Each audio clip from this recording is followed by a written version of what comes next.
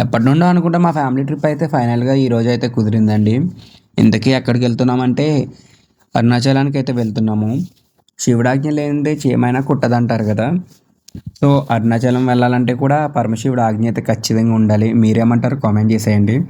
ఇంక ఈ టెంపుల్ విషయానికొచ్చేస్తే పంచభూత లింగాల్లో ఒకటైన అగ్నిలింగం అయితే ఇక్కడ స్వామివారి రూపంలో అయితే అగ్నిలింగం అయితే మనకి దర్శనమిస్తారు స్వామివారు. అండ్ ఇక్కడ ఈ ఆలయం చుట్టూ చాలా అంటే చాలా ప్రశాంతమైన వాతావరణం అయితే ఉంది.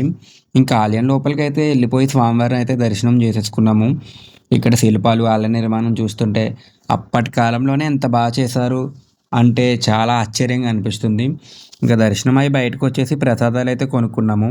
అవి తినేసి బయటకొస్తుండగా ఇక్కడ మన ఫ్రెండ్స్ అయితే కనిపించారు. వాటికి హాయ్ చెప్పేసేసి ఇంకా అన్నదానం లైన్‌లోకి అయితే వెళ్ళిపోయాము. లైన్ చిన్నదే ఉంది గానీ, టోకెన్ తీసుకోవడానికి చాలా టైం అయితే పట్టింది.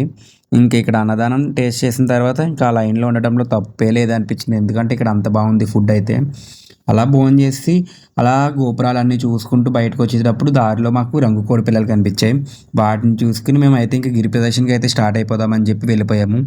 పార్ట్ 2 కోసం సబ్స్క్రైబ్ చేసుకోండి. ఓకే మరి ఎళ్ళొస్తా. బాయ్.